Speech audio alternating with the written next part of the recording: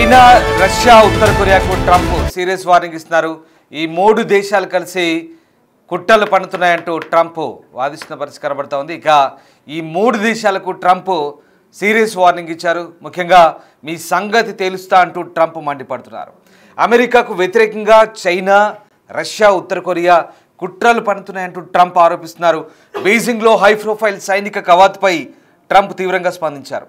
కవాతులో hypersonic క్షిపణులు, అలాగే advanced డ్రోన్లు, ఆయుధాల ప్రదర్శన అమెరికాను హెచ్చరిందికే అంటూ జిన్పింగ్, పుతిన్, కిమ్తో కలిసి ఆయుధ ప్రదర్శన చేపట్టారంటూ జోరుగా చర్చ జరుగుతోంది. ఈ నేపథ్యంలో సోషల్ మీడియాలో ట్రంప్ స్పందించారు.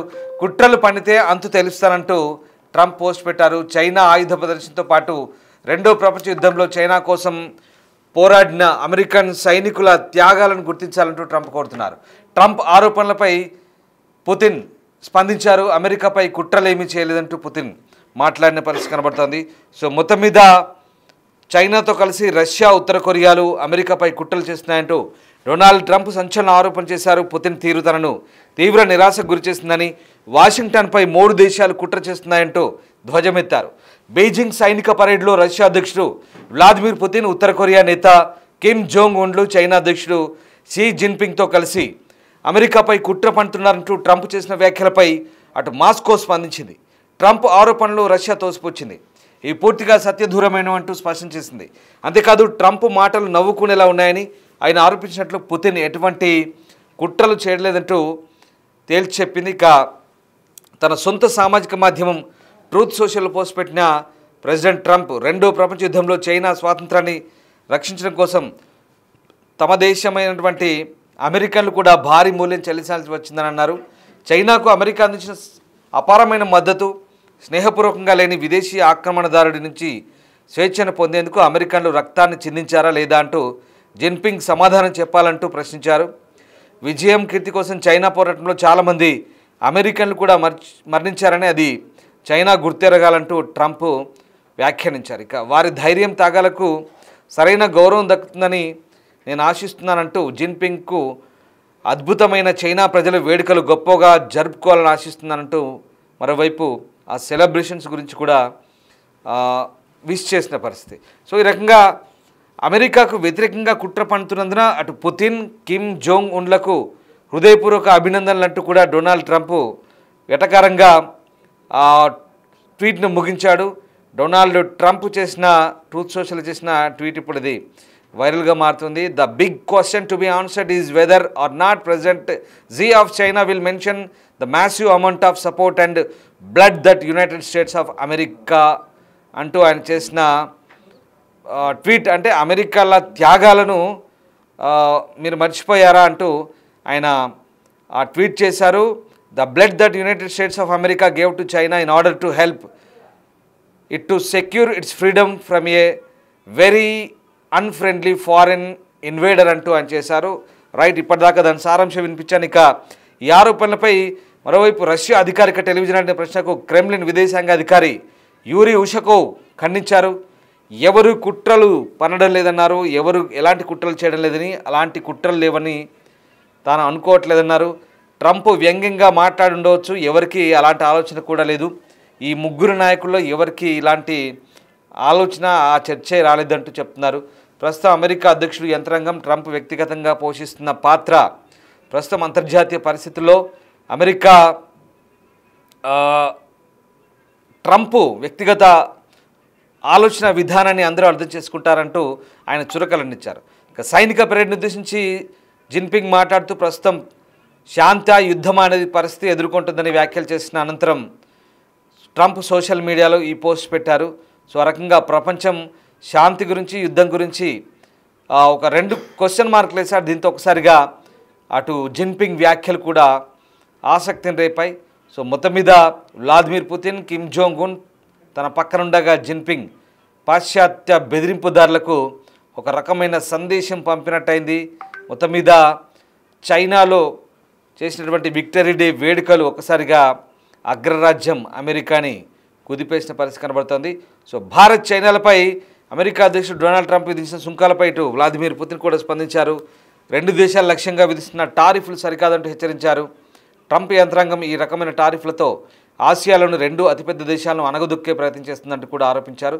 ఆర్థికపరమైన ఒత్తిళ్లలో దేశాలను లొంగదీసుకునే ప్రయత్నం సరికాదంటూ ఒక్కసారిగా పుతిన్ చులకలంటించారు. సో ఆ రకంగా రష్యా అధ్యక్షుడు పుతిన్ చైనా మిలిటరీ పరేడ్ తర్వాత మీడియాతో మాట్లాడారు. ట్రంప్ పరిపాలన ఇక ఆర్థిక ఒత్తిడిని ఒక రకంగా తయారు చేస్తున్నట్టు చెప్తున్న పరిస్థితి. సో మొత్తం మీద ఈ నేపథ్యంలో ఒక్కసారిగా ఈ 3 దేశాలు ఒక్కటైతే అమెరికా తట్టుకోగలదా, ఎవరి బలం ఎంత, పరిస్థితులు ఎలా ఉంటాయనేది మాత్రం ఇప్పుడు ఆసక్తికరంగా మారుతోంది. సో ఒక రకంగా ఇప్పుడు నిన్న చైనాలో జరిగిన పరేడ్ చూస్తే కనుక నిజంగా కళ్ళు చెమ్మగిలాల్సిందే. అట్లాంటి పరేడ్ జరిగింది. చాలా అత్యంత అధునాతమైనటువంటి ఆయుధ సంపత్తిని ఒక్కసారిగా చైనా నంతా కూడా ప్రదర్శించింది. ఈ ప్రదర్శనతో ఒక్కసారిగా అటు అగ్రరాజ్యం అమెరికా కూడా ఉలిక్కిపడ్డ పరిస్థితి. ఎందుకంటే రష్యా అధ్యక్షుడు పుతిన్ పక్కన కిమ్ జోంగ్ ఉన్ వీళ్ళందరూ కూడా ఒకే వేదికమై ఉండడం, ఇదంతా కూడా ఇప్పటికే ట్రంప్ను కలవరపాటుకు గురి చేస్తే అవసరమైతే రష్యా చైనాను కూడా అడ్డుకునేందుకు సిద్ధంగా ఉండాలంటూ ఆయన పెంటగాన్ ఆదేశించినట్టుగా కూడా సమాచారం. సో అమెరికా సేనలో భారీ స్థాయిలో మార్పులు చేయాలని సూచించినట్టుగా తెలుస్తోంది. ఇక నిన్న ఆ బీజింగ్ విక్టరీ డే పరేడ్ల సందర్భంగా చైనా ఆయుధ ప్రదర్శన తర్వాత ట్రంప్ తీవ్ర ఆరోపణలు ఎత్తి చేశారు. ఈ 3 దేశాలు కూడా తమపై కుట్ర చేస్తున్నట్టు చేస్తున్న ఆరోపణలు కూడా మొత్తం మీద ఒక్కసారిగా ఈ మొత్తం వ్యవహారాన్ని ఒక్కసారిగా ఆసక్తిని రేపుతున్నాయి. సో ఓవరాల్గా ఇప్పుడు ఈ 3 దేశాలు కలిసి నిజంగా అమెరికాను భయపెడుతున్నాయా అనేది ఆసక్తికర చర్చ. సో చైనా ఈ DF-5Cని ప్రదర్శించింది. ఇది ఒక బాలిస్టిక్ క్షిపణి, అంటే ఖండాంతర క్షిపణి. DF-5C అనేది చాలా భయంకరమైనటువంటి వార్ హెడ్లను మోసుకుపోయే క్షిపణి. ఇది 20,000 కిలోమీటర్ల దూరం ఛేదించగలదు. ఒక్కసారి ఆలోచించండి, 20,000 కిలోమీటర్లు అంటే ప్రపంచంలో ఏ మూలనైనా ఏ దేశాన్నైనా చుట్టేయగలదు ఈ క్షిపణి. అంతటి విధ్వంసకర క్షిపణి అది. ఆ క్షిపణిని చైనా ప్రదర్శించింది DF-5C. ఇదిగో వస్తుంది, ఇదే DF-5C. ఈ క్షిపణి చైనా ప్రదర్శించింది. దీంతో ఒక్కసారిగా ప్రపంచ దేశాలన్నీ కూడా కలవరపాటుకు గురైన పరిస్థితి. కలవరపాటు అంటే అగ్రరాజ్యం లాంటి అమెరికా దేశాలే కలవరపాటుకు గురై. ఎందుకంటే చైనాని ఎక్కడెక్కడ అనగదొక్కుదామని చూస్తున్న అగ్రరాజ్యానికి ఇది నిజంగా టెన్షన్ పుట్టించే అంశమే. సో రకంగా నిజంగా మరి 3 దేశాలు ఒకటైతే అమెరికా తట్టుకోగలదా, ఎవరి బలం ఎంత అనేది ఇప్పుడు ఆసక్తికరంగా మారుతున్న పరిస్థితి. ఒక్కసారి ఆ సైనిక సంపత్తిని, సైనిక సామర్థ్యాన్ని చూడండి. చైనా ఎప్పటికప్పుడు అప్డేట్ అవుతూ సైనిక పటాలను పెంచుకుంటుంది. అత్యాధునిక ఎలక్ట్రిక్ వార్ఫేర్ను, అలాగే అణువార్ హెడ్ల మోసుకుపోయే అత్యాధునికమైనటువంటి మిసైళ్ళను తయారు చేస్తోంది. హైపర్సోనిక్ మిసైల్ అంటే కనురెప్పపాట్లో, కన్ను మూసి తెరిచోలోపే 1000 కిలోమీటర్ల దూరం వెళ్ళి అక్కడ లక్ష్యాలను ఛేదించగలిగినటువంటి ఆయుధాలను ఒక్కసారిగా నిన్న చైనా ప్రదర్శించడంతో ఒక్కసారిగా అగ్రరాజ్యం అమెరికా అయితే ఉలిక్కిపడ్డ పరిస్థితి. సో అదొక్కటే కాదు, అక్కడ చూడండి కిమ్, అలాగే పుతిన్, జిన్పింగ్ ఈ ముగ్గురు కలిసి ఆ సైనిక పరేడ్లో పాల్గొని ఒక రకంగా అమెరికాకి హెచ్చరికలు పంపినట్టుగానే అనిపించింది. సో ఏదేమైనా ఈ ఒకసారిగా రష్యా, చైనా, అలాగే ఉత్తర కొరియా దేశాధినేతలు ఒకే వేదికపై భారీ సైనిక ప్రదర్శన చేయడంతో ఇది బల ప్రదర్శనగా మారిందనే వాదనలు కూడా వినిపిస్తున్నాయి. చైనా నుంచి నేరుగా అమెరికాకి హెచ్చరికలు పంపినట్టుగానే చాలామంది భావిస్తున్నారు. మీరేమనుకుంటున్నారు? ఈ అంశంపై ఒకసారి స్పందించే ప్రయత్నించండి, కామెంట్ చేయండి. నిజంగా అమెరికాని ఈ 3 దేశాలు భయపడే ప్రయత్నం చేస్తున్నాయా? ఈ 3 దేశాలు ఒక్కటైతే అమెరికా తట్టుకోగలదా అనేది ఆసక్తికరంగా మారుతున్న పరిస్థితి.